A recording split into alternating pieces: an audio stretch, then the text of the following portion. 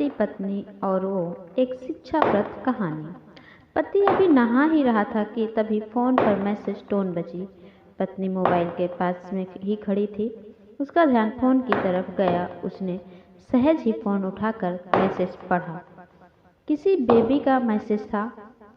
हाय good morning dear. पत्नी सोच में पड़ गई कि अब ये बेबी कौन है। तब तक पति भी नहाकर बाहर आ चुका था। पत्नी उसे किसी बेबी का मैसेज आया है बताती है। पति मुस्कुरा देता है और फोन उठाकर उसे मैसेज का रिप्लाई करता है, hi baby how are you, और अपने काम में लग जाता है। इस रिप्लाई को भी वह पढ़ती है। अब हर पल पत्नी के दिमाग में यही विचार कौंधता रहता है कि यह बेबी कौन है। शाम को पति घर आता है। पत्नी उससे पूछती है, यह बेबी कौन है। पति जवाब में सिर्फ मुस्कुरा देता है और सिर्फ फिर से अपने काम में लग जाता है। 2-3 दिन बीत जाते हैं। उन विचारों ने अभी तक पत्नी का पीछा नहीं छोड़ा था और फिर से पति के मोबाइल पर फिर एक बार बेबी का मैसेज आता है, आज तो मिलोगे कि नहीं, तुम्हारी बहुत याद आ रही है।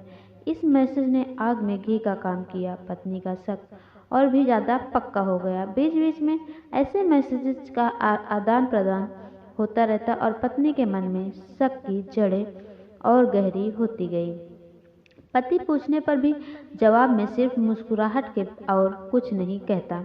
यह सब गुस्सा बनकर तब ज्वालामुखी की तरह फट पड़ता है जब एक दिन उसे अपने पति की जेब में सिनेमा की 2 टिकटें मिलती है। पत्नी अपने पति से बहुत झगड़ती है। पति उसे समझाने की कोशिश करता है लेकिन वह कोई भी बात सुनने को तैयार नहीं है। पति को भी उस पर गुस्सा आ जाता है और यह झगड़ा और भी ज़्यादा बढ़ जाता है। गुस्से में पति घर के बाहर निकल जाता है। पत्नी का गुस्सा पति से कई गुना ज़्यादा है। तुरंत वो सारा सामान पैक करती है, एक चिट्ठी लिखती है कि मैं मायके जा रही हूँ हमेशा के लिए, और पति का घर छोड़कर चली जाती है। गुस्सा शांत होने पर जब पति घर आता है तो चिट्ठी पढ़कर उसके होश उड़ जाते हैं। 10 दिन बीत जाते हैं और गांव के उस घर पर डोरबेल बजती है जहां पत्नी रहने चली गई है।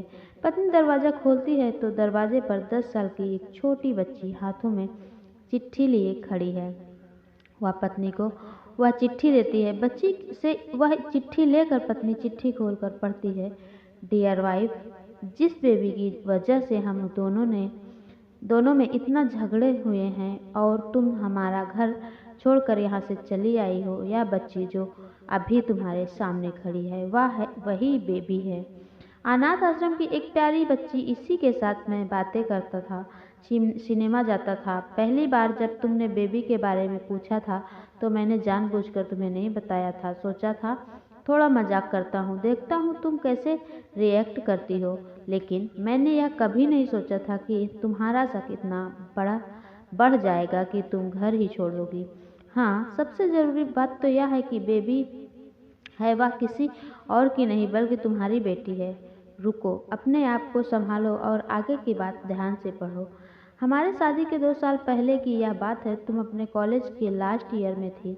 तुम्हारे प्रोफेशन में नोट्स लेने के बहाने तुम्हें बुलाया था और तुम्हें चाय में इन नशीली दवा खिलाकर न करने वाला काम किया था। इसमें तुम्हारी कोई गलती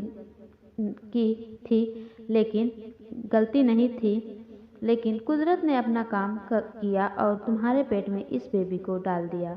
काफ़ी प्रयास करने पर भी ऑपरेशन नहीं हुआ तो तुम्हारे घर वालों ने समाज के डर से तुम्हें 6 महीने तक घर में ही रखा। तुम्हारे पिताजी खुद एक डॉक्टर है, इसलिए यह बिन मांगा बच्चा बड़ी आसानी से बिना किसी को कानो कान खबर हुए इस दुनिया में आया। भविष्य में तुम्हारी शादीशुदा जिंदगी में कोई प्रॉब्लम ना आए, इसलिए तुम्हारे पिता ने इस बच्ची को गांव के एक अनाथ आश्रम में छोड़ दिया। यह बच्चा मतलब यही बेबी जो अभी तुम्हारे सामने खड़ी है।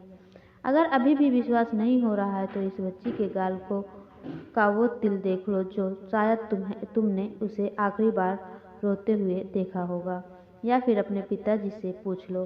पत्नी जल्दी से उस बच्ची के पास में लेकर उसके गालों का तिल देखती है। उसका मन भर आता है और आंखों में आंसू आ जाते हैं, लेकिन अभी भी चिट्ठी बाकी है, इसलिए वह आगे बढ़ती है। मुझे पता है कि अभी भी तुम्हारे मन में यह सवाल उठ रहा होगा कि यह सब मुझे कैसे पता। तुम्हें बता दूं कि यह सब तुम्हारे खुद के पिता ने ही अपने मन में उठ रहे पश्चाताप को शांत करने के लिए शादी के 1 महीने पहले मुझसे मिलकर सारी बातें मुझे बताई थी। उन्होंने यह भी कहा था कि अगर मैं चाहूँ तो शादी से इनकार कर सकता हूँ। मैं स्वीकार किया, क्योंकि इस पूरी घटना में तुम्हारी कोई भी गलती नहीं थी और हमारी शादी हो गई। तुमने मुझे बहुत प्यार दिया, लेकिन तुम्हारे पिता से बेबी के बारे में जानने के बाद मैं उसे मिले बिना नहीं रह पाया। मैं बीच बीच में उससे मिलता था। उससे मिलना, उसके साथ समय बिताना मुझे अच्छा लगता था। कितनी प्यारी बच्ची बिना किसी गलती के क्यों सजा भुगते, बस इसलिए मैं उसे थोड़ी सी खुशी देने के लिए कोशिश करता था। बस मुझे इतना ही कहना था। अगर तुम फिर से अपने घर आकर मेरे साथ रहना चाहती हो तब और सिर्फ तभी गैलरी में आ जाओ। तुम्हारा और सिर्फ तुम्हारा डियर पति। बिना एक क्षण की भी देरी के पत्नी दौड़कर गैलरी में पहुंची और रास्ते पर उसका पति खड़ा था। उसके चेहरे पर मुस्कान की, पत्नी की आंखों में आंसू के पूर। कारण कुछ भी हो, अपने दोनों के बीच में कभी भी अब सबको थोड़ी सी भी जगह मत दो, क्योंकि दुनिया में हर बीमारी का इलाज है, लेकिन शक नाम की बीमारी का कोई इलाज नहीं है। मन शांत रखो, जो भी मन में आए एक दूसरे को बताओ। तो दोस्तों, आशा करती हूँ आपको ये स्टोरी पसंद आई हो। मेरे चैनल को लाइक करें, शेयर करें, सब्सक्राइब करें। मिलते हूँ मैं अगले वीडियो में। तब तक के लिए नमस्कार, धन्यवाद।